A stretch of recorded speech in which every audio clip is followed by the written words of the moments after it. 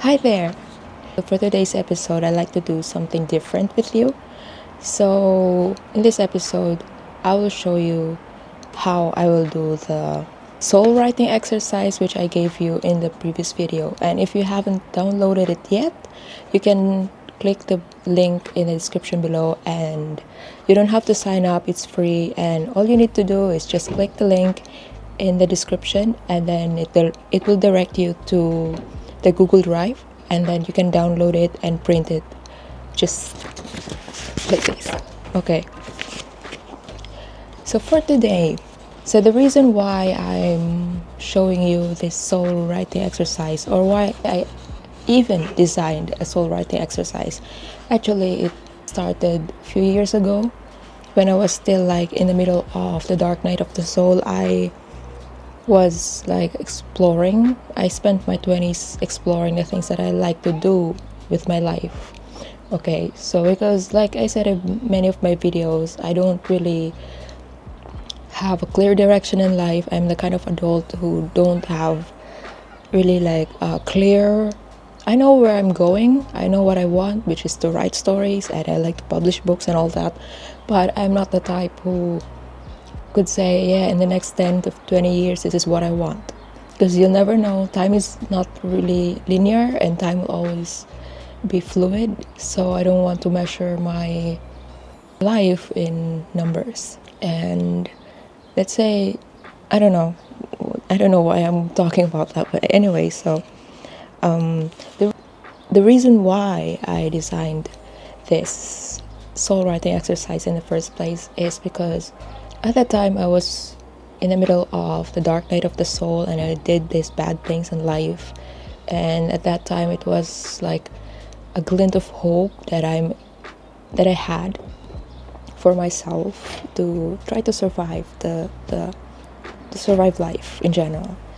And without really knowing that years later I will be benefiting from all the things that I did, including the mistakes and the bad behaviors that I did in the past. And with all those things, I've forgiven myself bit by bit. And although it's not really like, oh, I've forgiven myself 100%, but it's going there. So that's why I introduced this soul writing exercise with you, to help you have like a first step. Excuse me. To have a first step on what you can do with your life now. And if you're in the middle of crises and you're in the middle of everything, this can be your first step to to move forward in life and see how your life goes from here.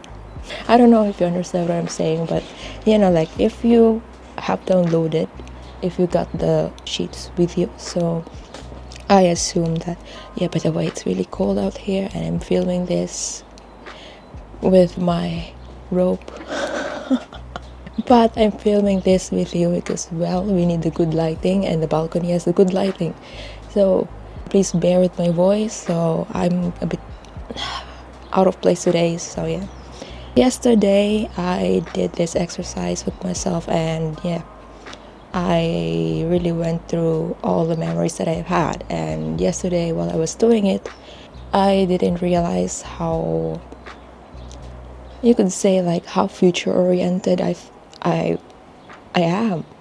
Because like while looking at the sheets, or at least while I was writing it or filling in the sheets with the memories that I had, both from the childhood and adulthood, I didn't realize that like this sheet has become a blueprint of my life. And although I just filled in like 6 items, 6 memory per box, or per slot, you could say, per quadrant, I didn't realize that I was looking at my life in a way where I hadn't done before. Like I was able to see how, like I have this bird's point of view of my life, how my life has been since the earliest memories that I have. And the first sheet, the moment I looked at the sheet, the moment I filled in everything in there and saw all these memories that I can remember, and then It was like looking at my life from from a bird's point of view, from the bird's eye view.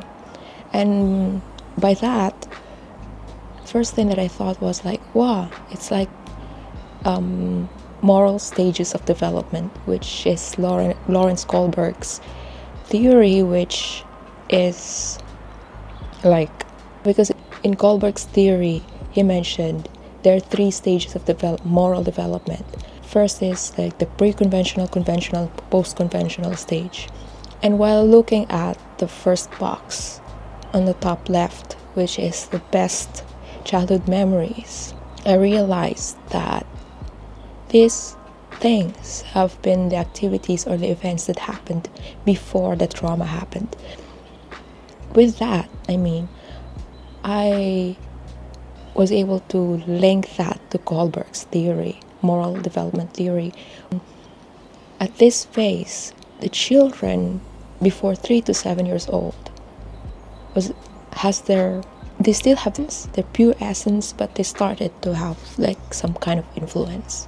And so in the pre-conventional age, you could say that by ages 3 to 7, the children are learning how to live life based on reward and punishment.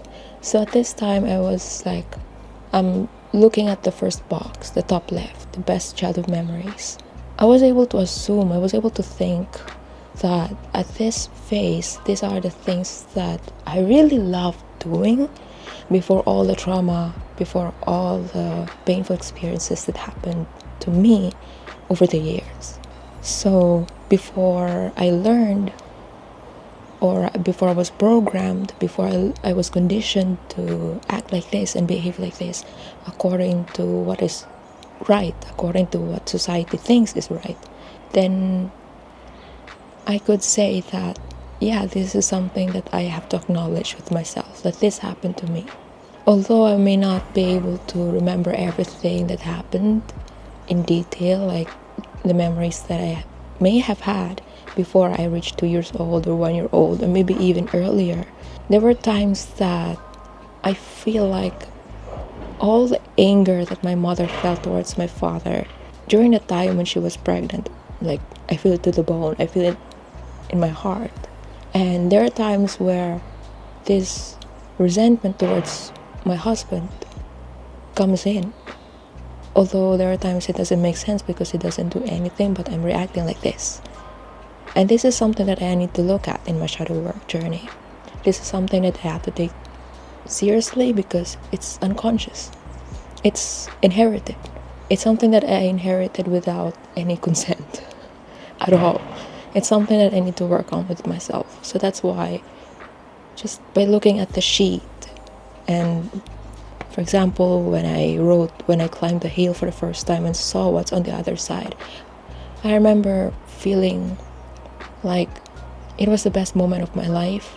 The earliest memory that I could say, yeah, it was the best moment of my life, where I felt free, independent, rebellious, because I remember my parents told me that you shouldn't climb the hill because it's dangerous.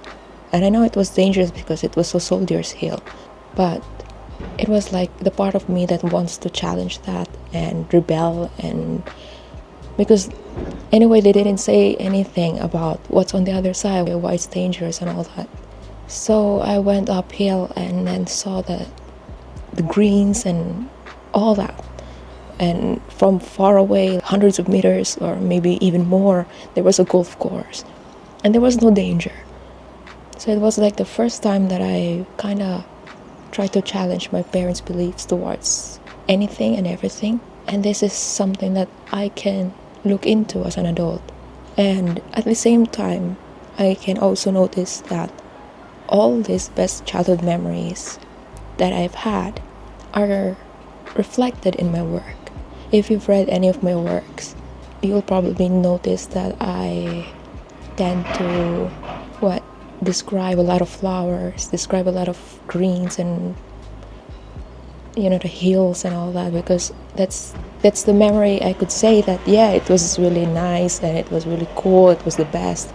And by writing that as an adult, as an author, writing that in my work, in my books now, or in my future works that shows something that, yeah, this had left a mark on me, although it sounded or it appeared at that time mundane or boring, less interesting. But today, as an adult, it was like, yeah, the fact that I still could remember all these things that I've written here on the sheet, it just tells me that they were impactful enough that long, to live that long in my brain, inside my soul, you could say, to the point that I allowed them to live inside my brain and to leave a mark in me. And going back to Kohlberg's moral stages of development, he also said that by the age of 8 to 13, so we become like, we understand the moral ethics, or the external ethics, so we can learn how to deal with the law and order and the good boy. Because now we're entering school, we're now dealing with teachers, principals, and all these authorities. Then this is the start where I could say the right box where it says the worst childhood memories began. And that I could say all these childhood memories, the worst ones, this brought me to where I'm now. I'm trying to heal my inner child. I'm trying to heal what was damaged. And to think that Kohlberg identified this is the conventional phase, which is around 8 to 13. The fact that I am already in my 30s, but I'm still affected by situations and events that happened to me when I was still 8 to 13 years old. So as an adult, now this is something, again, that I need to look into. What happened to me when I was 8 until 13 years old? What happened to me when I was at that age? I have to remember details as much as I can. And that's what I wrote in this sheet. The worst childhood memories, all the punishments that I have received, and really acknowledge them without sugarcoating them and trying to defend them for trying to trying to be a prosecutor, although they're the one who caused us harm, but we still try to make them feel like they're doing something good. It was for me. Although I was crying in pain, although I went to school with bruises sometimes, although I'm bullied, I have to endure because, well, the teachers were right. The teachers should know what they're doing, so I have to follow them. Although deep inside me there was a question mark, and that question mark has until now a question mark. You know what I'm saying? And then during the adulthood, so this is now the post-conventional phase or the stage.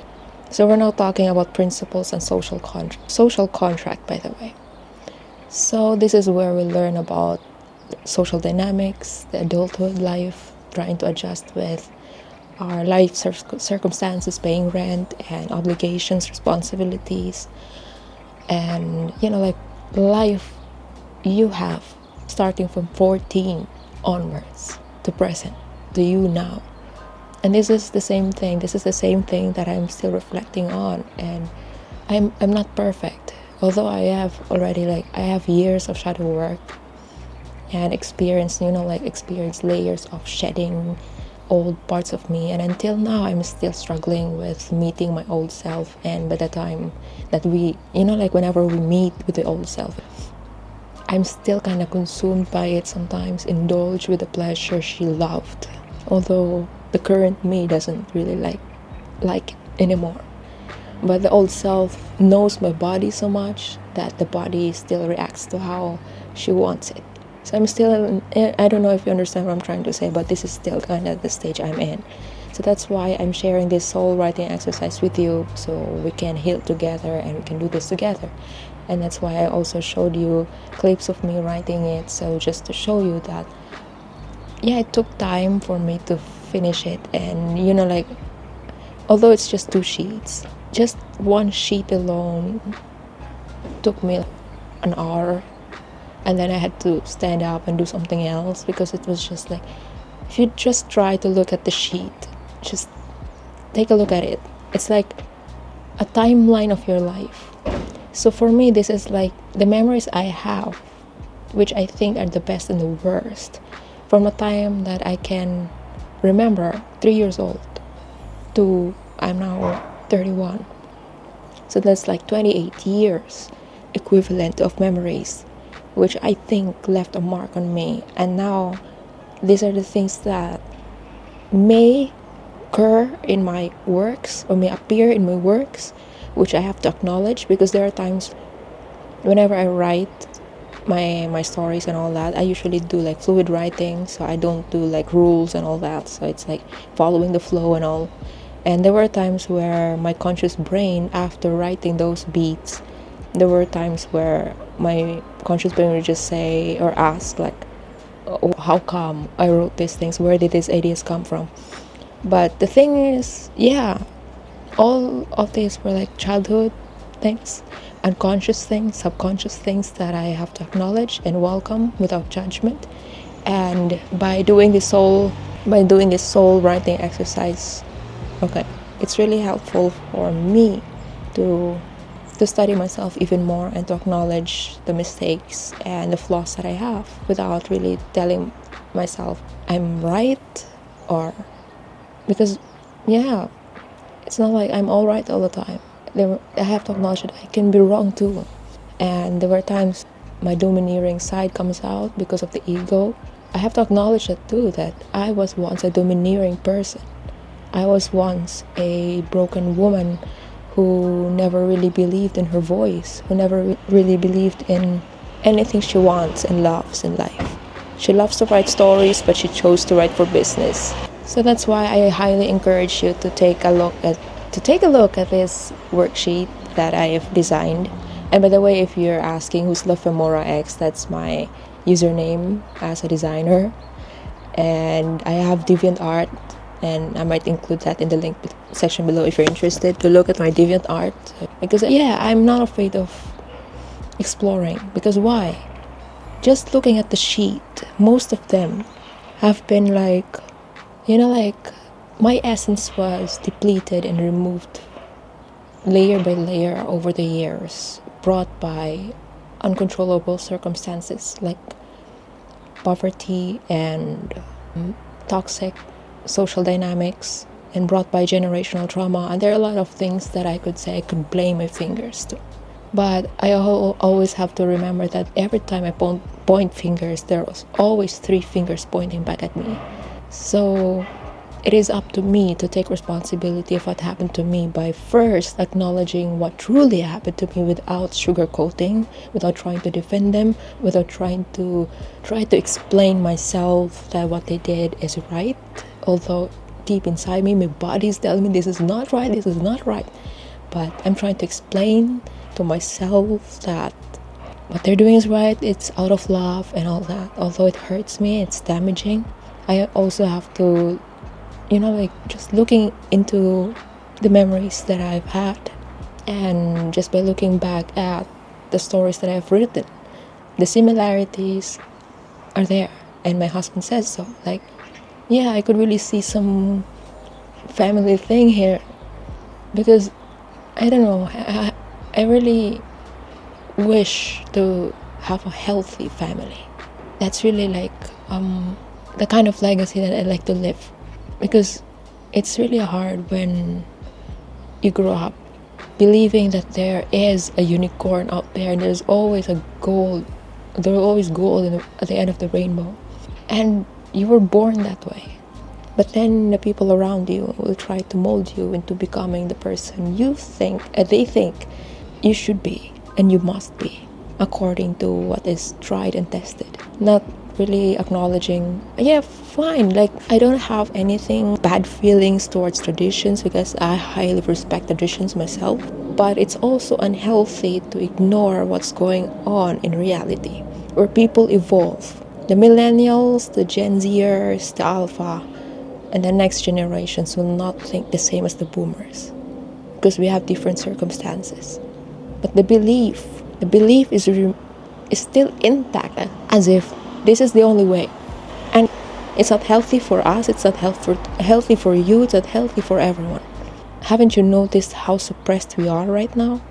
And I think that's because we believe that our inner child has been so defeated that we accept to be voiceless when we have a mouth to speak. We have eyes to see, we have ears to hear, to listen more than we talk, to see more what's going on than we talk. We have feet to move forward, to move backward if we have to take a look back, to have a balance of reflection and dream. We have two hands to know which thing you have to do and you must do, to do what is right, to do what is wrong. Your choice. And for me, although I can't point fingers at everyone who caused me harm, because right now it is up to me to do something about it, or like to choose whether I like to stay depressed all my life, to stay melancholic for the rest of my life, when I have now the power to change that, when I have all the choice to do something about it and stop it, even if it meant destroying something that you think is right, because you were taught that was right, and now you're feeling like this is wrong, and now it's time for you to embrace that, to embrace the feeling, even that this is not right anymore, this is not true to you anymore. And I hope that this sheet will help you have the first step to at least move forward in life and do something, because no one, as much as I wish to play a victim, because I was a victim, as much as I wish to play a victim all my life, I can't, because again, it is my responsibility to take action by first acknowledging what happened to me, and second, to heal. And by sharing these things with you, I heal. So that's why I'm inviting you to heal together and try to befriend the inner demons, because these demons, we think they're demons because we think they're demons because they're destroying us. But by looking at them, by embracing your shadow, you will never know that at the end of that hell is your wounded inner child waiting for you to come and listen. Maybe it's time for you to try to enter the hell inside you and study it. Maybe there's something in it that you can do and draw out, just as I have drawn out novels out of my inner demons. And right now, I haven't regretted it. Although right now, I'm still in my shadow work, I'm still healing, there's still a lot of things that I have to work on, but yeah. So I hope this message resonates with you. And now it's really getting cold, my dear. It's really cold now, so I thought, I have to get in now and edit this video and upload. And see you in the next one. I love you very much from the bottom of my heart, and I know my mouth is now freezing. So see you in the next one. Cheers!